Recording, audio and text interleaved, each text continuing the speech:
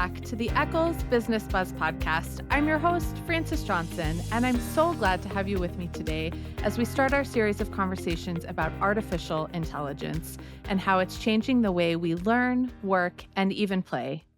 AI is a hot topic with the potential to do a lot of good and also with some pitfalls that we should all be aware of. Here today to help us start making sense of it all is Mark Sunday. Mark spent 20 years as the CIO at Oracle Siebel, and prior to that role, he spent 10 years at Motorola.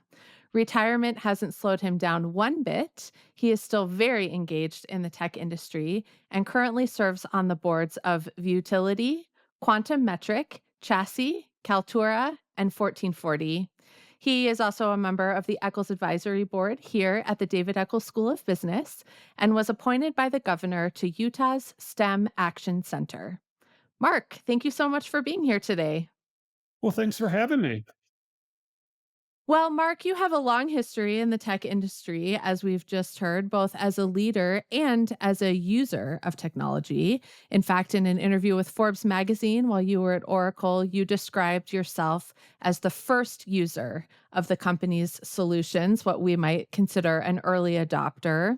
So tell us, in that role, personally and professionally, as you saw AI start to emerge and evolve, what did it look like to you from that vantage point?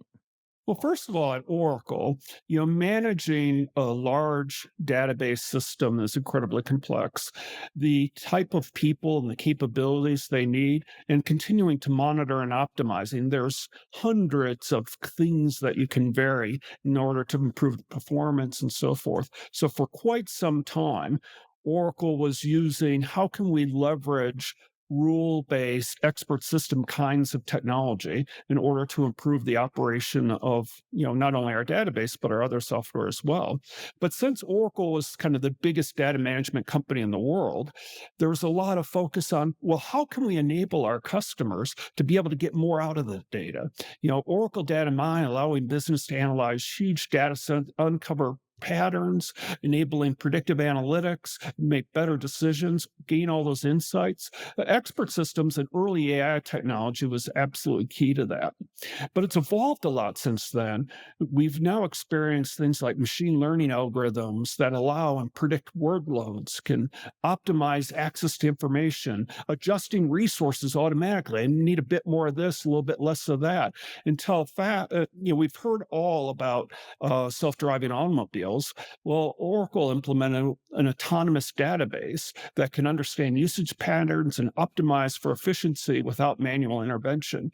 It also provides an opportunity to automatically apply security patches and reduce vulnerabilities. So really, just like what self-driving does for cars, self-driving for an incredibly difficult and technical thing, and that's large data management systems. And other things like natural language processing, be able to interpret human language is another huge leap where we could build that right into the applications.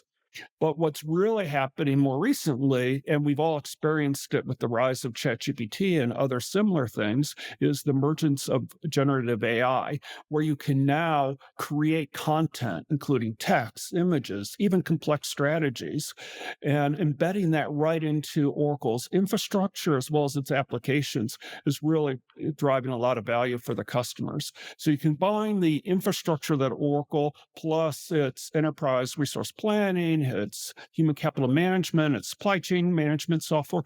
The idea of leveraging AI, particularly generative AI, can really have a huge impact on what Oracle's customers are able to accomplish.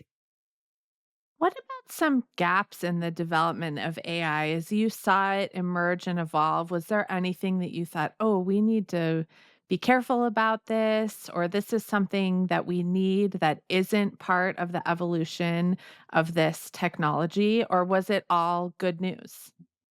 Oh, well, no, I think now you're asking, let's go back and when did all this stuff start? Many of you may have seen the Hollywood movie The Imitation Game, that was creating the Enigma machine so we could break the German code machines. And so Alan Turing, he's kind of considered by many the father of what we know as AI. He came up with the Turing test to measure a machine's ability to exhibit intelligent behavior indistinguishable from a human. And so there was all this hype and enthusiasm of what we're going to be able to do with AI. But in the 60s, 70s, and early 80s, it hadn't met expectation. But then things started to happen with the development of expert systems, and that's rules based capability in order to deal with computing speeds that could go off and solve stuff just with brute force. An example that I like to think about is IBM's Deep Thought, which was developed in 1989, was the first computer to defeat a chess grandmaster. But the way it did it was with brute force.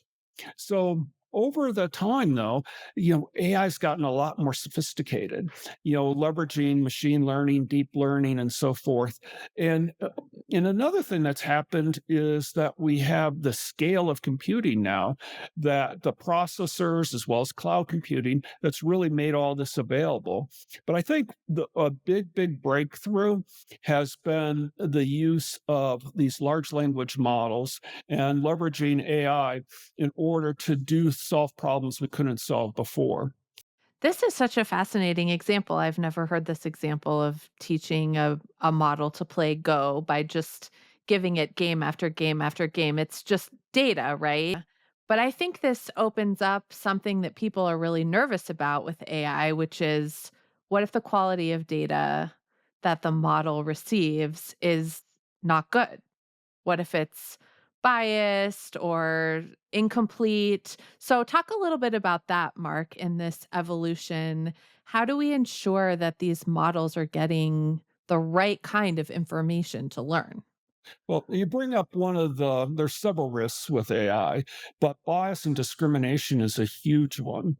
You may be familiar with that Amazon had developed a system for screening applicants.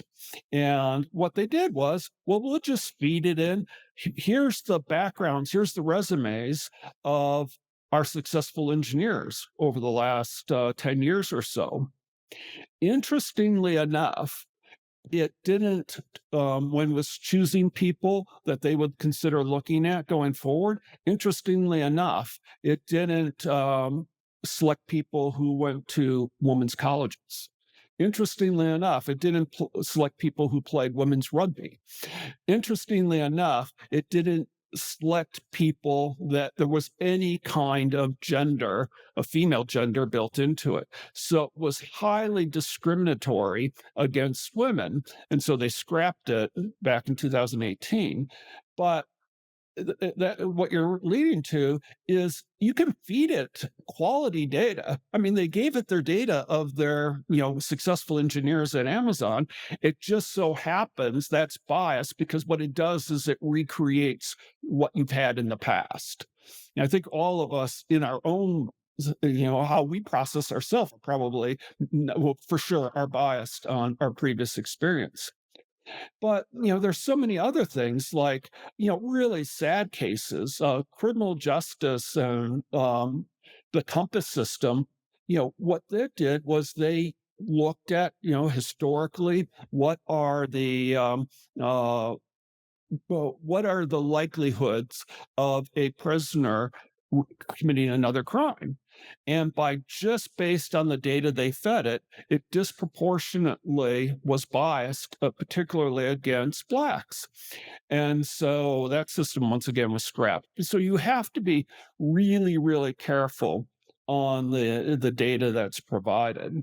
Another example that's driving me crazy, here we're close to the election, Um, while I really appreciate that when I do a Google search or reading an article, if I'm going to see ads, they tend to be relevant to me. When I just type the word Google and it comes up with stuff that's relevant. Like for me, I'm a big Michigan football fan, so Michigan football, AI, a number of other topics. I like that it's showing me stuff, but I hate that based on what people have demonstrated they like or interested, it's really limiting what information and news and opinions people get to experience.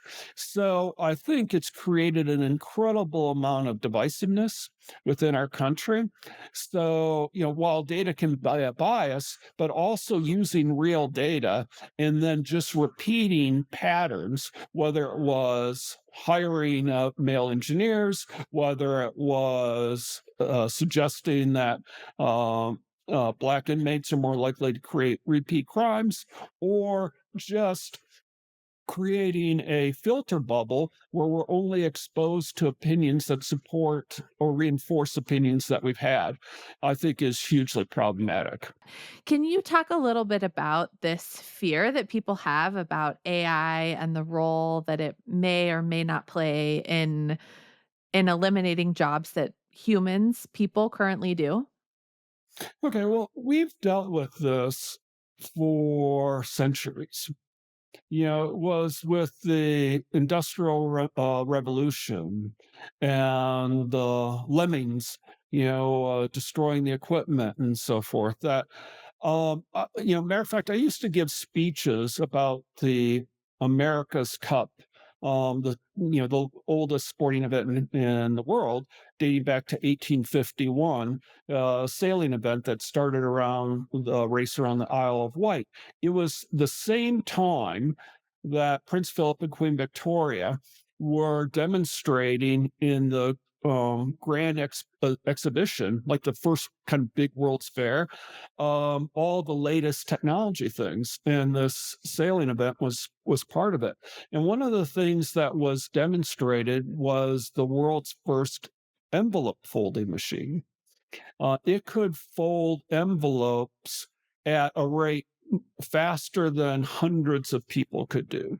And so there was all this upheaval about, oh my God, what are we going to do for the people whose job it is to fold envelopes? But in reality, by having envelopes, it created this huge amount of opportunity because now doing mailings and things like that, you could see now nine-tenths of the mail I get is junk advertising mail, so maybe it was the start of it. But it goes back to 1851 in the Grand Exhibition. But we've always faced this. Whether it be computers or the internet, it just has to change. It's not that yes, jobs are eliminated, should be eliminated.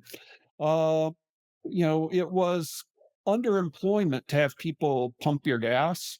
And then, when it became legal in all states except for Oregon until very recently to be able to pump your own gas, I look at that as underemployment when people aren't um, reaching the potential of the contribution that they can do.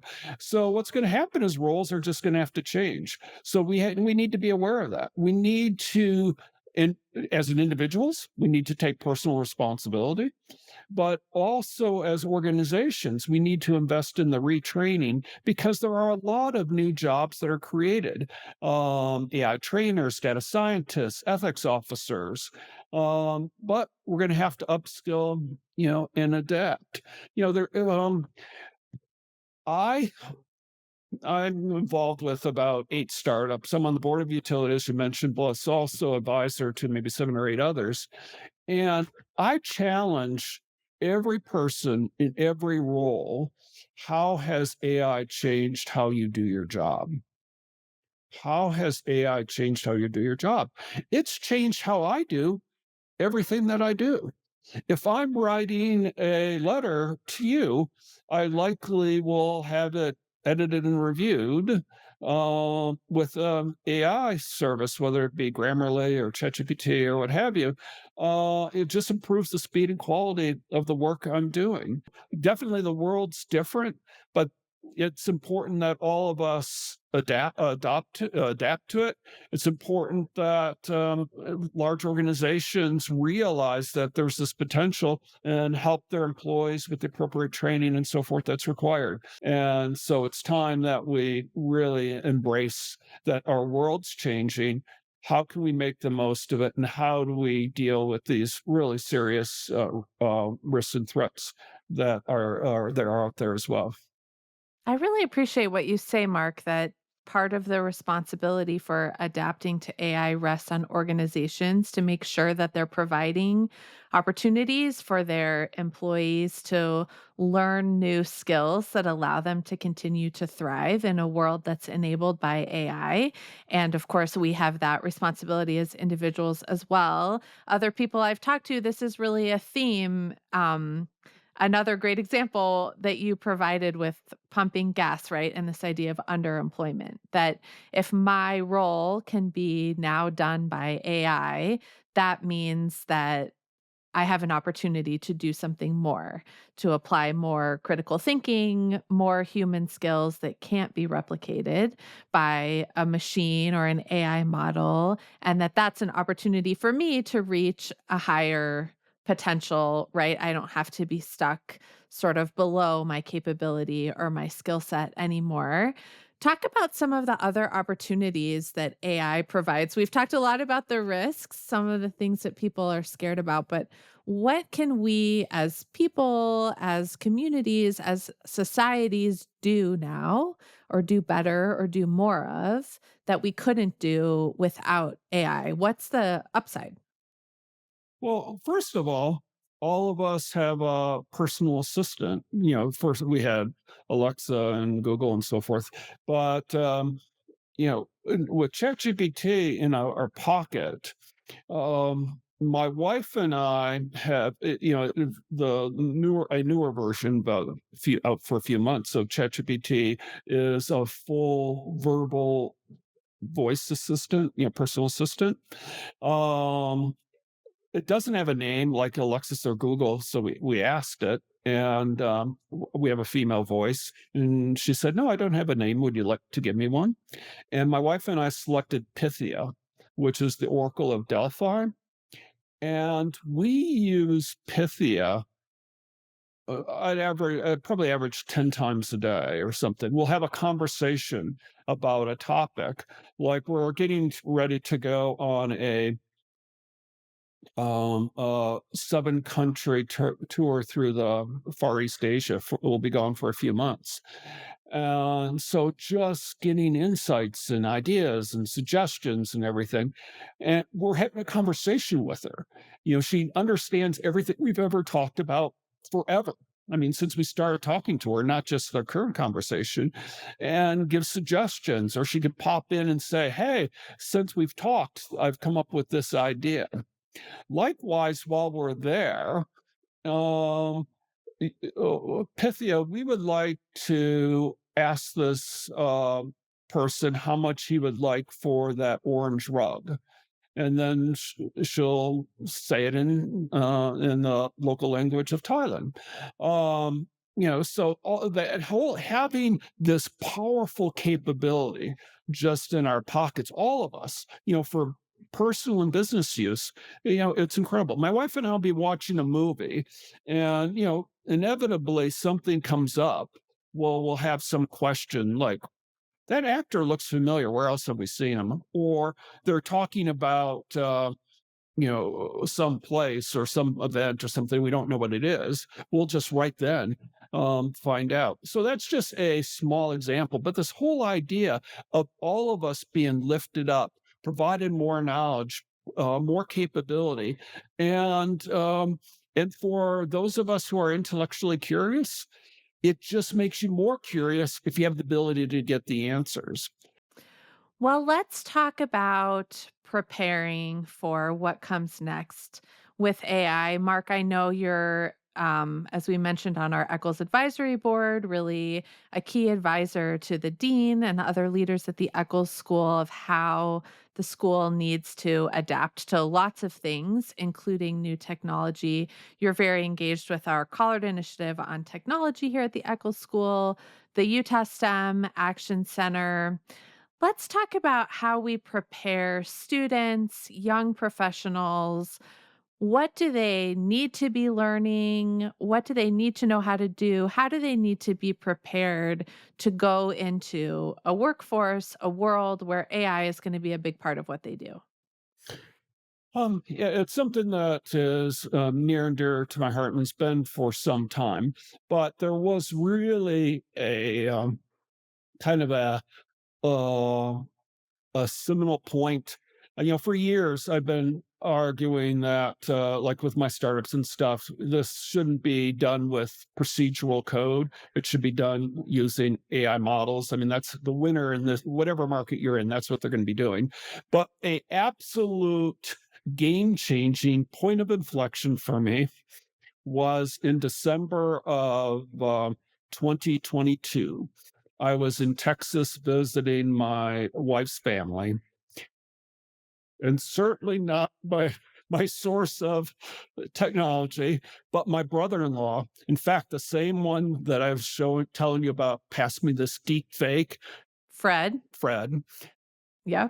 So he showed me ChatGPT. And so this was during the Christmas holidays of 2022. And it took me like 10 seconds to realize how unbelievably, game changing this was. And I can remember one of my first queries. We were all going to go see, but it was going to be very, very late. Maybe it was Top Gun Maverick or something like that.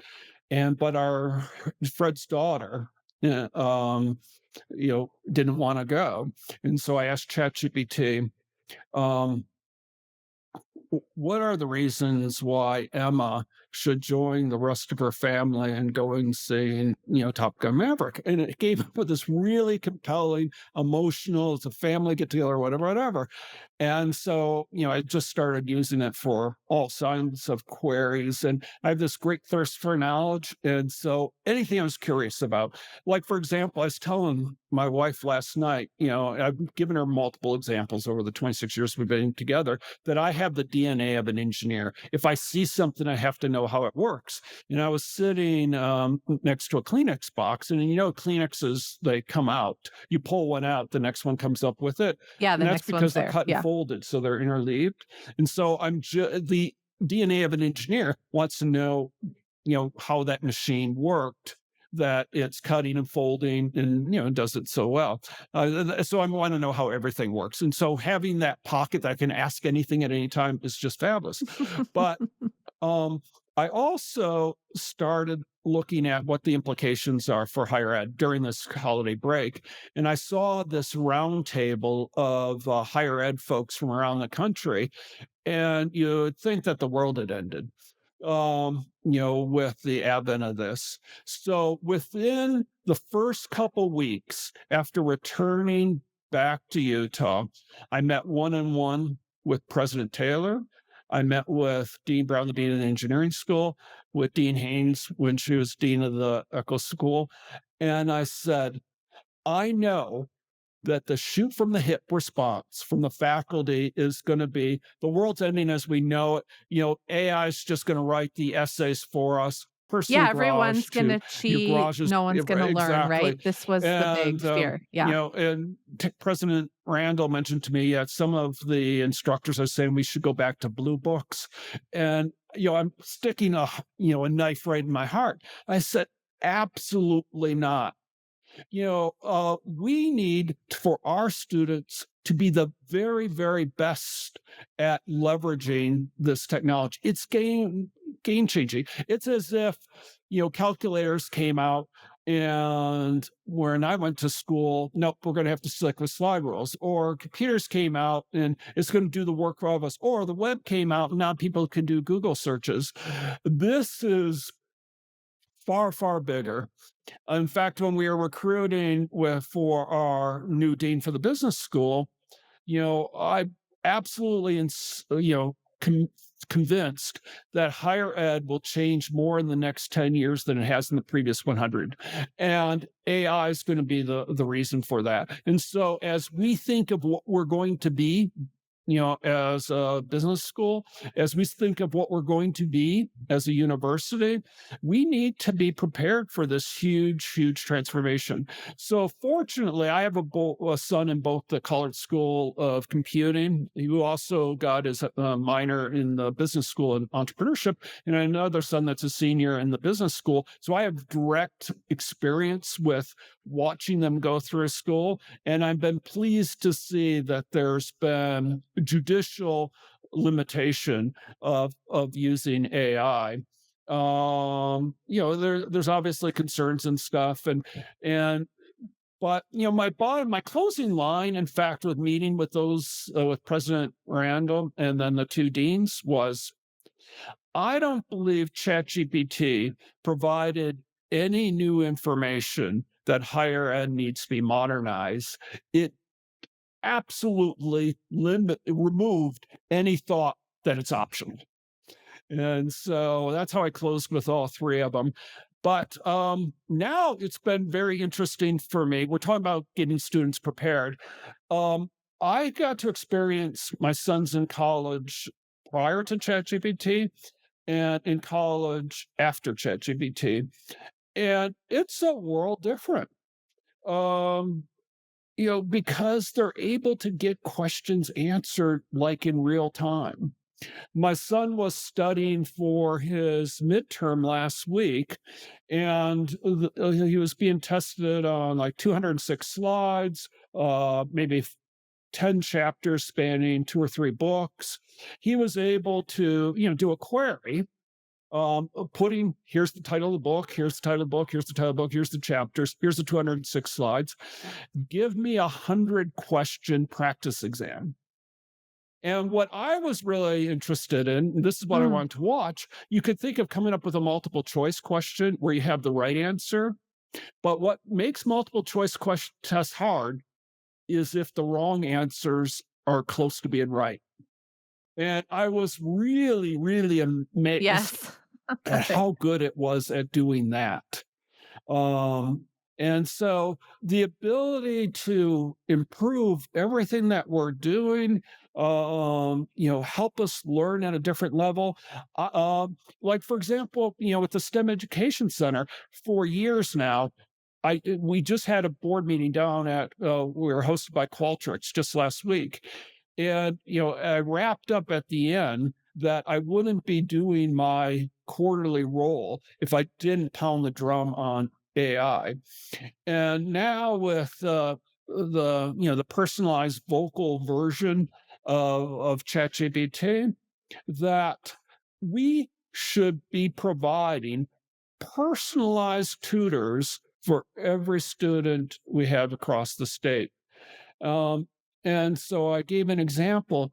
Pythia, I'm a sixth grader, and the teacher talked that I need to know how to do quadratic equations. I don't even have a clue what that is. Can you help explain to me what a quadratic equation is, why I need to know it, and how to do that? And can you walk me through step by step? And okay, then, well, what do you think of this? No, Mark, you're not right on that. Let me, so having empathetic, nurturing, tutoring person, just in the mental health world here at the U, students to be able to, leverage the technology to have, empathetic and learning and understands us. I think it's amazing. So what we need to do, back to your question, is we need to have our students be absolutely as well prepared to leverage this to help them be as successful no matter what career. When I first heard of college, probably 5 years ago, and at that time, Dean Randall introduced me to it, It felt to me like the extension of my work, my passion around K through 12 STEM education.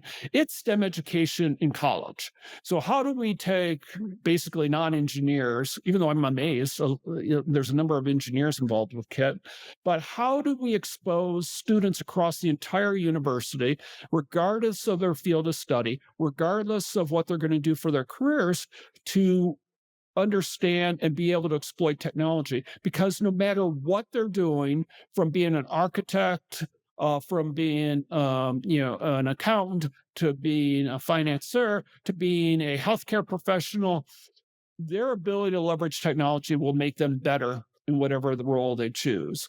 So what we need to do is we need to see that all of our students are AI literate. Well, we need to think that we transition from memory. There in these days there shouldn't be memory tasks. We should be evolving much more into critical thinking. In fact, one of the things I'm going to push for is, we have gen eds. Our gen eds, a big portion of those now should be technology related, should be AI literacy related. I can appreciate there's great value to getting exposed to the history of rock and roll, or dead languages, or whatever the case may be. I'm being a little facetious now, but I think it's unbelievably valuable for our students to be exposed to technology and be exposed to AI. And we should build it right into the curriculums. We should build it into our gen eds, and we should see that our students are better than students coming out of any other university, of being able to do real world problems ethically and responsibly, leveraging our critical thinking to make our students more valuable as they go to enter the industrial marketplace. And I think you really hit the nail on the head, Mark, that what we want to do is provide an opportunity for our students to be critical thinkers, right?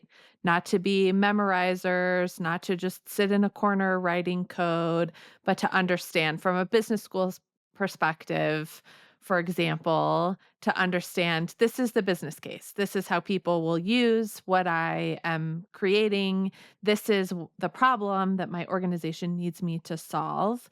To become those critical thinkers, I think is what will really future proof our students as they go into, as you're saying, the industrial marketplace. That's what they need to be able to do that an AI model or a machine could not replicate. Yeah, so it comes down to, I think these are must do's for us. First of all, we have to integrate AI into curriculum all across the university, every discipline, ensuring that they have familiarity with AI and how it applies. We should be collaborating with industry. We should understand what's happening in industry, and both of us get lifted by that. We should understand, what does industry want from our students, and we should understand what we can provide via research and through our students with internships and other things provide to industry. We need to provide access to AI. We provide licensing for a number of software tools and stuff, Adobe products, whatever. We need to really lean in relative to AI tools as well. But one thing that's absolutely critical, from day one, we need to, as much as we're teaching people to take advantage of AI, we need to teach them the ethics and the responsibilities of ethical AI use. And lastly, and perhaps in some ways most importantly, in order to do this, we need to engage and train the faculty. I've seen with my sons, some of the courses they take, some of the lectures were recorded years ago, and some of the exams, they have hundreds or thousands of questions, and they randomly choose them, and that's what they pop up, and they've been doing that for some time. Um, you know, I'm sorry, the world's changing, and how we teach and how our faculty approach teaching needs to evolve with it, but it'll uplift us.